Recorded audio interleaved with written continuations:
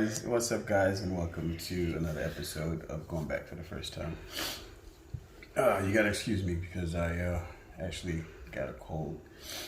So the last time we talked, I told you we were going to Senegal to get the procedure done for my dad, and I told you that we were gonna take a bridge. So now, what happened with the bridge basically is it's way out of the way, and they said that we're gonna have some complications taking that, so we decided to take the ferry. Now, I didn't show you any current videos of Senegal because, for one, Senegal is a really hard country to travel through and to be in. So I was just like really limited on my footage there because I had a lot to do and a lot of things to concentrate on. So that's the first thing. Second thing is Senegalians and Gambians are really camera shy, and the moment you take out a camera, everybody's looking, everybody's like, no, and they're ducking and dodging and carrying on. So, I don't feel like asking everybody in the vicinity, do they mind if I take videos? So most of the time, I don't take any videos when there's a lot of people around. So this episode is really lacking in footage, but I'll show you what I have and talk you through some of the things that are just pictures and videos. So anyhow, we went to Senegal. We got the procedure done. Senegal is about 6.5 hours away from Banjul. Not Senegal, but Dakar is. And it took us, the first trip, it took us 15 hours to get there.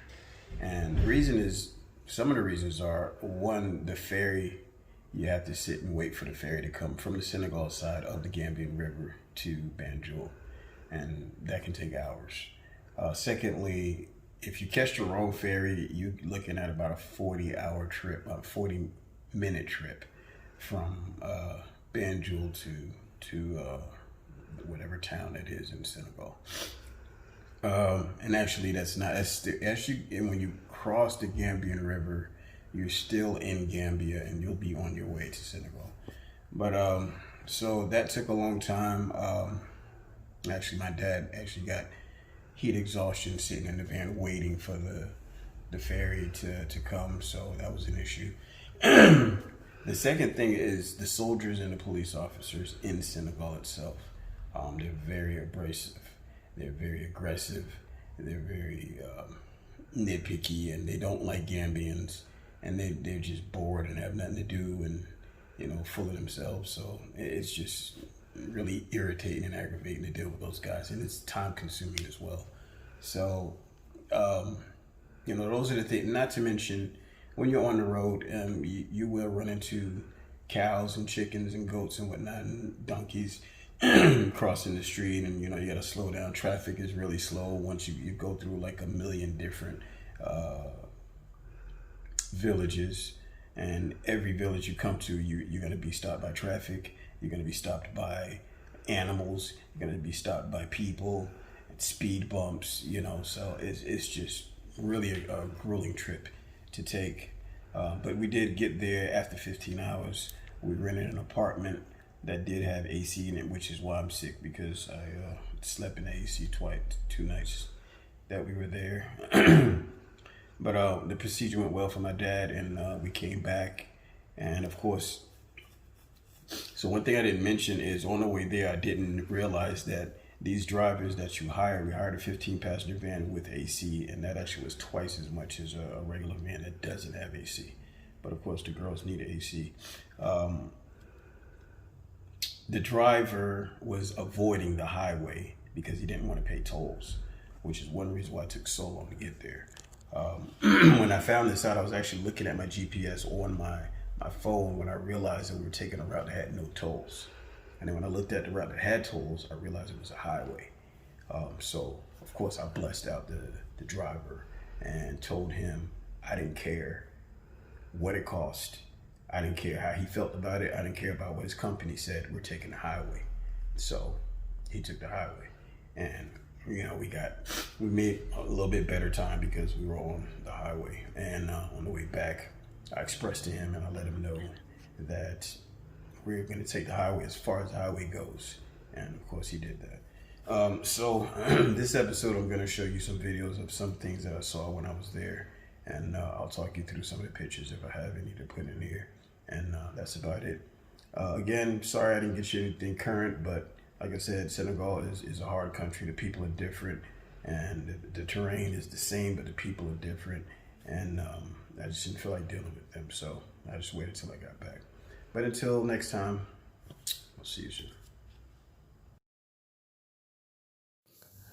All right, so this first clip is us at the staging area, waiting on the ferry. The ferry had just arrived, and these are all of the people that are coming off the ferry.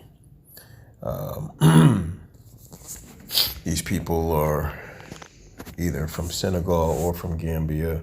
They pretty much go to Senegal and get different types of resources and supplies and bring them back to Gambia for sale or for their own household and family. It's a pretty chaotic scene. It takes a long time for these people to get off the ferry because everybody's rushing, which clutters everything up, and and all the while you have vehicles coming off as well.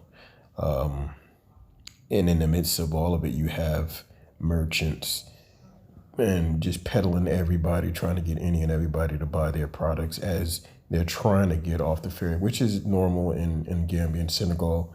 You'll have people walking up to your cars and, just hassling you. The whole time I'm sitting here filming this, we actually had a group of people outside our truck trying to sell us stuff. And all we can concentrate on is them getting the heck out of the way so we can try to get on the ferry. But yeah, this is basically what it looks like.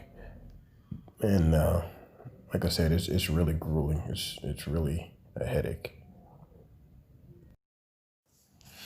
This is another scene filmed by Pam on her camera. We're at the same place. Actually, this is before the ferry actually arrived.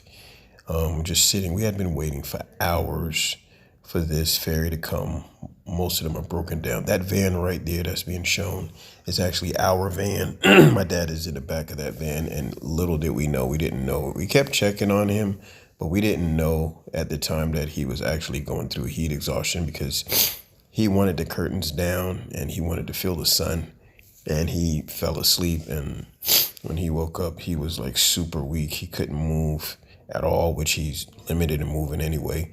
And he couldn't get a hold of himself. Like he was like almost about to go unconscious, basically. It was really hard for him to drink water. I frantically put the curtains back up and really tried to get him to collect himself. But I said I wouldn't let this happen again. I was going to make sure that he stayed cool. So I made sure the driver turned the AC on, whether he liked it or not, and try to keep his temperature down. All right, so here's a couple of scenes of us actually arriving in Dakar and heading to our apartment. The buildings look, basically the same as in America. The buildings here in Senegal are a lot bigger and more elaborate than in Gambia. Gambia doesn't really have really elaborate buildings like this. It's a lot less developed. So we just took a couple of scenes of that. Dakar is actually on a peninsula, and what, for those of you who don't know, it's basically surrounded by three parts of water. The water on three areas it's almost like an island, except it's got land on one side of it. As we're driving past here, this is the first time in my life I've ever seen a cliff in real life. And right there in that scene, there's actually a cliff jutting out into the ocean. And this highway is like really high up above sea level. And we just took these scenes let you guys get a glimpse of what Dakar is like. It's just as busy as Gambia. The truck drivers are a lot more aggressive. They will most definitely run you off the road, literally drive into your lane just so that they could pass another car or truck, and they will force you to get off the road. These two minarets you see is actually a masjid. That masjid is right on the beach, which is I think is really really cool.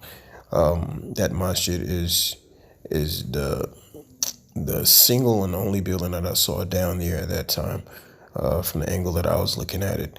But I just thought it was really cool that there was a masjid right there on the beach next to a cliff. I mean, these pictures really don't do much justice to how it really looks, with this masjid on the beach.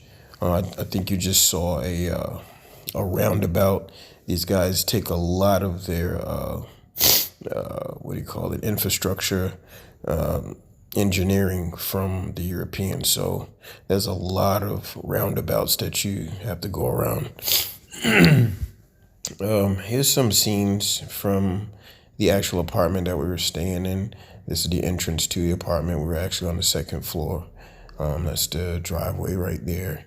Parking is basically however you get in, you fit in, and that's just it. These have like a Moroccan type feel to them. I mean, even the color is the same color as the dirt there and in Gambia. But it was a nice little homey apartment. It's basically built just like Gambia, which the water tanks and the protection so nobody can climb over the fence. And this is our apartment here. The caretaker came and opened the door and let us in. It had a really, really small kitchen, but I mean, it functioned.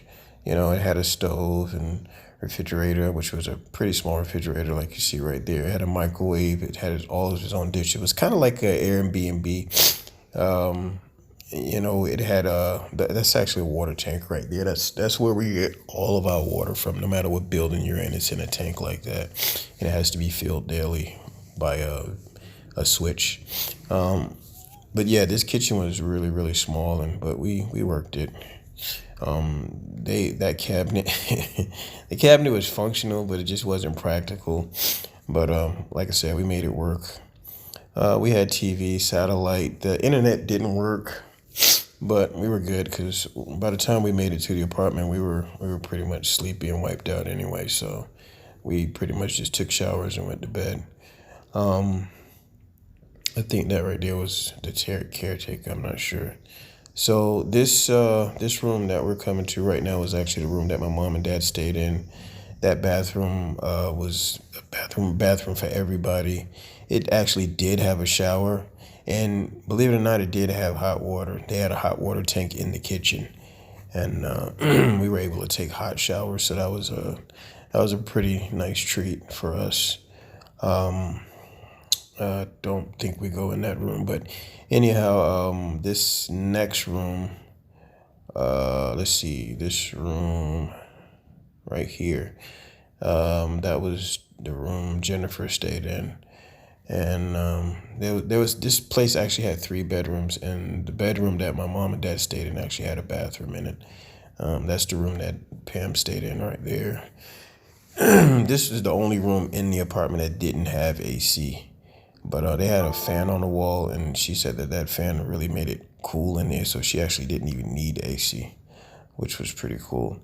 That was a sliding door right there, which cuts the rest of the house off from the living room and the kitchen. I thought that was pretty cool. There is a balcony right here that you can actually access 2 different bedrooms from. That was pretty cool. Nice little patio. I mean, the scenery wasn't all that great because you're just looking into somebody else's balcony. But I mean, it was refreshing when you open that door. It has a nice gust of wind, a nice breeze. So that was nice. This apartment actually cost us $160 for 2 days, but we actually stayed 3 days. So they basically charged us 45,000 SAFA, which is the name of their currency, which basically, I can't remember what it breaks down to. I think it's like $70 a day or something like that. That's not too bad for a 3 bedroom, 2 bath apartment. So, and they didn't even hound us for the money. I mean, we pretty much stayed as long as we wanted to. We didn't know how long we were going to stay. We just told them that we were going to be leaving Wednesday or Thursday, and that was it. And the cool thing about it is they actually, the first day we were there, we were about to leave and go get started with my dad's procedure at the clinic. And as we were leaving, these guys actually brought us lunch, home cooked food for everybody in the house. And it was, let's see, 1, 2, 3, 4, 5, 6. It's like 6 or 7 of us there. So no, it was 9 of us. It was 9 of us in this house, and they bought enough food for all of us. And of course, there was no charge for that. They brought the food, and they bought a huge pack of drinks for everybody to drink. So that was pretty cool. Anyhow, long story short, we made it through all of that, and we made it to the ferry in time. We really didn't think we was gonna have enough time to make it to the ferry, because the driver was just driving really, really slow on the highway and super, super fast in the villages. But we did make it to the ferry, and we actually got on right at the end. We bribed the ferry people to save us a spot and to get us on the ferry. And they actually did it. And the bribe to them was a whole lot, but I mean, it only cost me $16 to bribe them to get us on the ferry first, because a lot of times you're in queue. So if you're in queue, you miss the ferry. But they made sure the first time, they made sure that we got on. We was like the 5th or 6th car on, and we were running late to catch the ferry. And we bribed a couple of officials to not check our paperwork too well, which they did.